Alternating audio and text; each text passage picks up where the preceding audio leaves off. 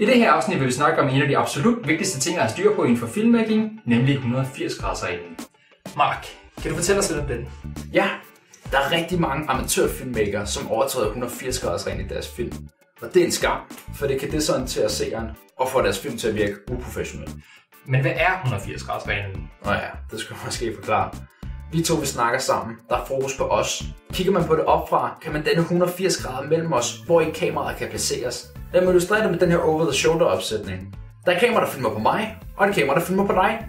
Begge disse kameraer er placeret inden for de 180 grader. Og det gør, at jeg i begge klip er placeret i højre side og kigger mod venstre, og du er placeret i venstre side og kigger mod højre. Og hvis vi nu placerer kameraet til siden for os, vil du stadig stå i venstre side og kigge mod højre, og jeg vil stadig stå i højre side og kigge mod venstre. Kort sagt, hvis man kan overholde 180-graders-reglen, så forbliver vi altid i samme position i billedet, og det er lige meget, hvor i de 180 grader kameraet er placeret, og om vi filmer i close-up, over the shoulder eller langt fra.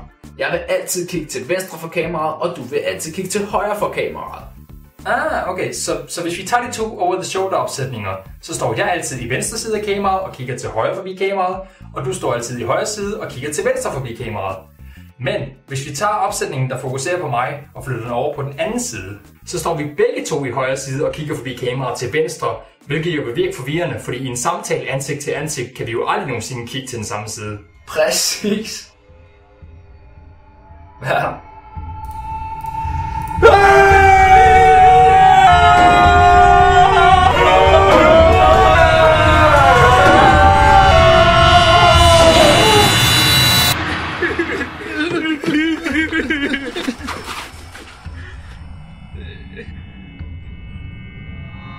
Jeg tror, du har fornemt os. Hvad så, drenge? For helvede, Mukamba, vi troede, du var morderen. Morderen?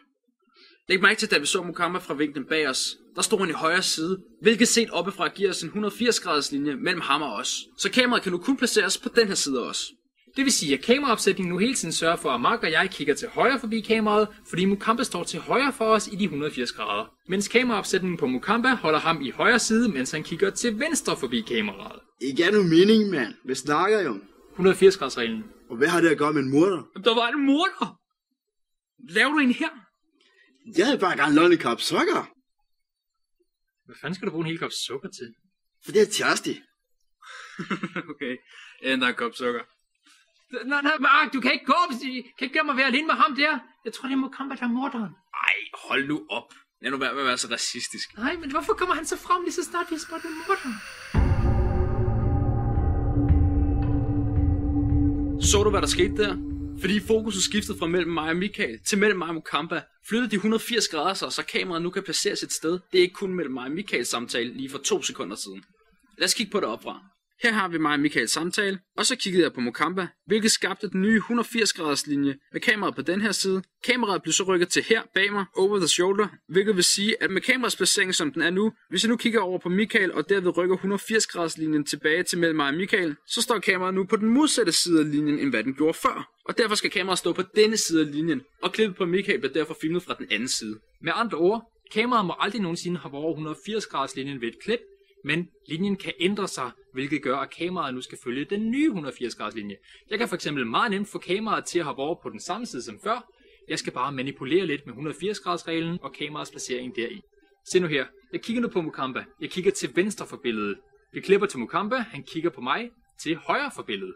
Læg mærke til, hvor kameraet er placeret i forhold til 180 graders linjen. For nu kigger Mukamba på Mark, altså han kigger til venstre for billedet. Det, at han kigger på Mark nu, gør, at 180 graders linjen flytter sig til mellem Mukamba og Mark. Så hvis vi nu klipper til Mark, som kigger på Mukamba forbi kameraet til højre, og får ham til at kigge på mig, kigger han nu forbi kameraet til venstre, hvilket rykker linjen tilbage mellem mig og Mark, og med kameraet på samme side af linjen, som da vi startede, klipper vi nu tilbage til mig, hvor jeg står i venstre side af billedet og kigger til højre forbi kameraet. Præcis som da vi startede. Ja, det er meget fint alt sammen. Men får jeg snart den kop sukker, eller hvad? Ja, undskyld. Ja, jeg henter en kop til dig. Mark, du kan blive herude, fordi jeg tror stadig, han er morderen. Okay. Han dræber mig. Hvilket man tydeligt kan høre, fordi jeg laver den her lyd.